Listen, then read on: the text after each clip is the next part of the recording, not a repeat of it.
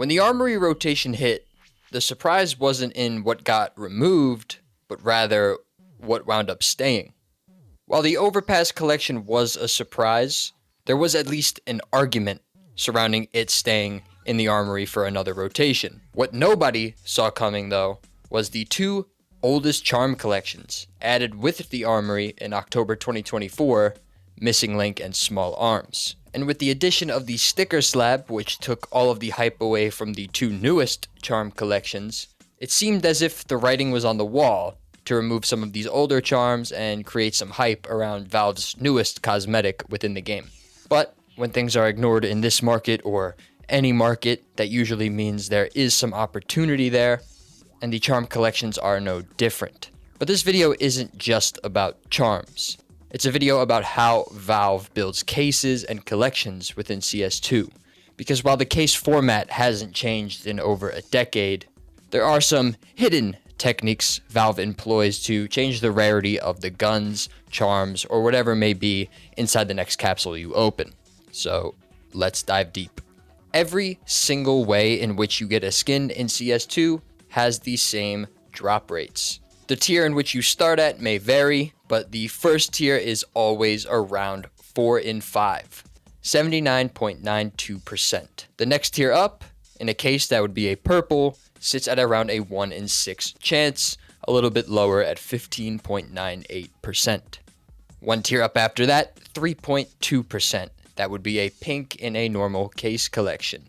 Go up to covert or red tiers and you are sitting at a 0.64% chance of red. And finally, the most sought after within a case, the gold, sits at a 0.26% chance, around 1 in 385. These numbers may seem random, but if you take a closer look, each tier is 5 times more rare than the last. The only caveat being the jump from red to gold, which is only 2.5 times more rare than the last. And these numbers haven't changed in a decade. The system works. Why change what isn't broken? The system creates structured rarity, creates demand for rarer skins, and with one skin being 5 times more rare than the tier below it, a trade-up that has to use 10 skins ensures that supply is constantly burnt with every trade-up contract used. So if every case and every collection has the same drop rates, why does one case carry a $150 price tag while one can't even break $20 after being in the game for almost a decade? Well, you obviously have your aesthetic demand that drives prices for certain skins. One of the most sought after skins within the game, the AK Case Hardened, with the right patterns can be worth up to over $1 million. And that, of course, is going to be reflected in the price of the underlying case. Most cases don't have that luxury, but the Weapon Case 1, the one in which the AK Case Hardened resides, also has a different setup. Drop rates set the probability of hitting a tier, but they don't set the probability of hitting a specific skin. Cases have 2 layers. Layer 1 is determined by your drop rate. Blue, 80%. Pink, 3.2%. A knife, 0.26%. But the second layer is not obvious immediately. And that is, which specific item do you get within that tier? Sure, you have a 3.2% drop rate of a pink, but if there's 5 pinks in that tier or 1 pink in that tier, that changes your odds of getting the specific skin in which you want. And that's because there's a uniform chance of each specific skin within each specific rarity tier, and that can be looked at and it is reflected in the supply number of any case in which you look at. Now, since around 2015, all cases share the same exact setup. 7 blues, 5 purples, 3 pinks, 2 reds, and of course the wide array of knives. At 1 million case openings, that's 800,000 blues, 160,000 purples, 32,000 pinks, 6,400 reds, and 2,600 knives. But if we look closer at that 32,000 number for pinks, there's really only going to be around 10.7 thousand of each pink skin. Remember, there's a 3.2% chance of getting a pink, but there's also 3 pinks within each case. So let's go back to the first ever Counter-Strike case, CSGO Weapon Case 1, And we could see there is a big structural difference here. 3 blues, 3 purples, 2 pinks, 1 red. If we open the same 1 million cases here, we will still get 32,000 pinks. However, we'll get much more of each pink than we would with one of the more recent cases, 16,000 to be exact. And that one change can change the supply by up to 50%. And Valve has now changed the rarity of the skin in which you are looking for without having to explicitly change the drop rates surrounding it. .com is the newest sponsor on our channel. They have just released a P2P trading platform looking to compete with the best players in the space. If you don't want to wait that long, they do have an insta-sell feature on the site in which the rates are the best I've seen, just straight up. When the market is down, everything is on sale. And with the deals you're getting on skins.com, you could start your position basically up 20 to 25%. Try out skins.com and be a part of the future of CS2 skin trading. I will have a code soon, so stay tuned for that. Now, obviously, this wasn't a problem with the first case as the player count was much lower, but we could see how Valve can use this to their benefit in the current day in which CS remains one of the most popular games with an even more popular market. Supply now remains rarer for a longer amount of time, allowing for a longer lifespan of each individual respective case. Now, cases and even terminals still remain the same 7-5-3-2 format, but it seems Valve is trying to experiment with this tier or pyramid system in the newest Armory collections. And this is where you gain a serious edge. Drop rates are public. They're displayed on the Chinese game, so we know exactly what they are. But your instance count is buried. You don't really have any way of looking at it. The only thing you can do is go on the Armory, on the case in which you're trying to open, and count each specific item in each specific rarity tier. The market doesn't price this in because it's not immediately obvious. Yes, some reds are more expensive than other reds due to aesthetic purposes, but some reds are severely underpriced given their relative rarity compared to other reds in other collections. And while it is ignored, it's implicitly priced into a lot of things we see in the market.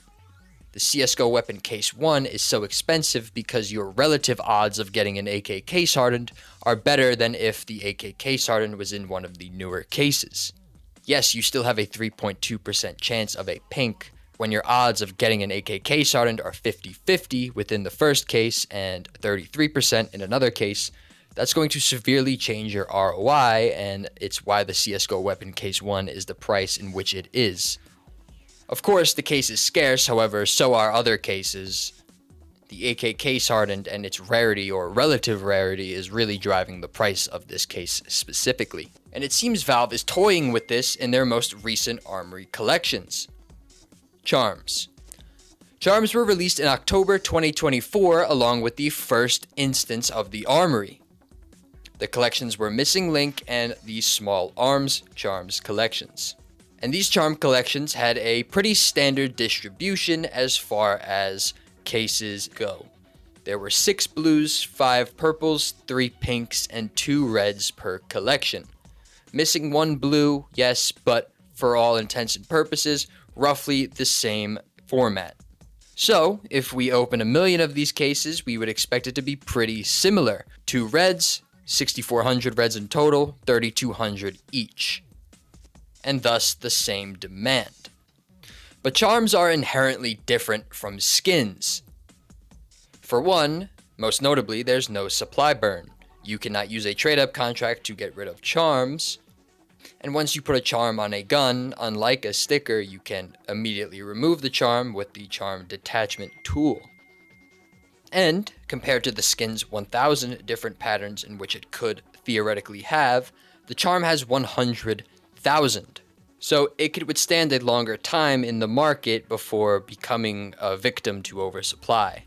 And that was made even more obvious with the introduction of the 2 newest charm collections in the game, the Dr. Boom and Missing Link community charms. While these were outshadowed by the Sticker Slab introduction in November 2025, these charm collections are completely fundamentally different from the first 2 charm collections in which we were introduced. The standard rarity tier was completely shaken up, with only 6 blues, 7 purples, 5 pinks, and 4 reds. So now, with the same drop rates at 1 million openings, we go from 3,200 of each red to 1,600 of each red. We go from 10,000 of each pink to 6,400 of each pink. And we go from 32,000 of each purple to 22,800 of each purple. Combine that with the less interest in these new charms and the 100,000 patterns in which your charm can take, you have created a significantly rarer landscape for the second collection of charms. Let's take one of the most popular charms within the newest collection, the Butane Buddy. Now, to get a red, you need a 0.64% chance. With only 2 reds in the collection, you would only need to hit on a 50-50 shot to get the Butane Buddy. Now, it's a 1 in 4 shot. Then, you have to roll a desirable pattern out of the 100,000 different variants. And the interesting thing about the Butane Buddy charm is there's 2 ways in which the number scales. Every 10,000 changes the color, but every 100 changes the level in which your Butane Buddy is filled with the liquid inside. The per instance scarcity of this charm specifically, but all charms in this collection and the other one, Missing Link Community, is much, much lower than any other charm we've seen in the game thus far.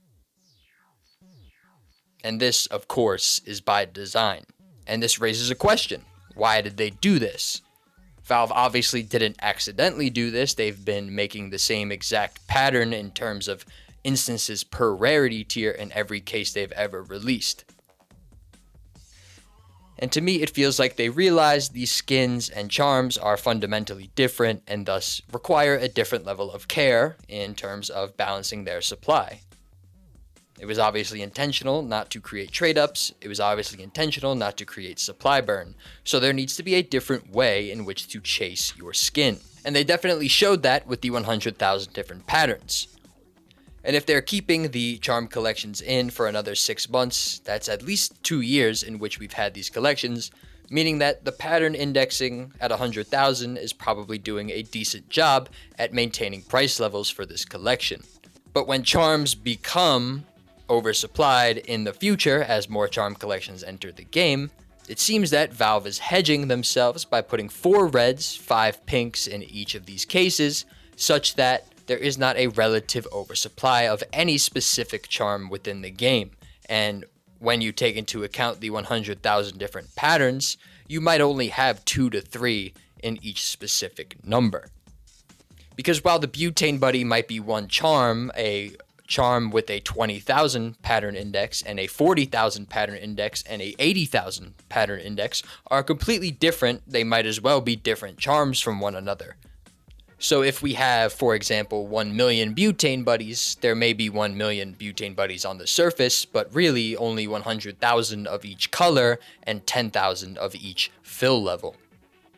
So it seems that Valve is realizing that for each different cosmetic and each different cosmetic format, they need to design new architecture. Each one has their own demand. Each one needs their own specifically tailored system so that it can fully flourish within the Counter-Strike ecosystem.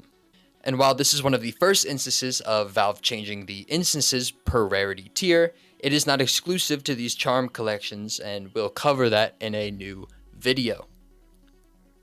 But it is something to keep in mind and something to use as leverage the next time a new collection is dropped.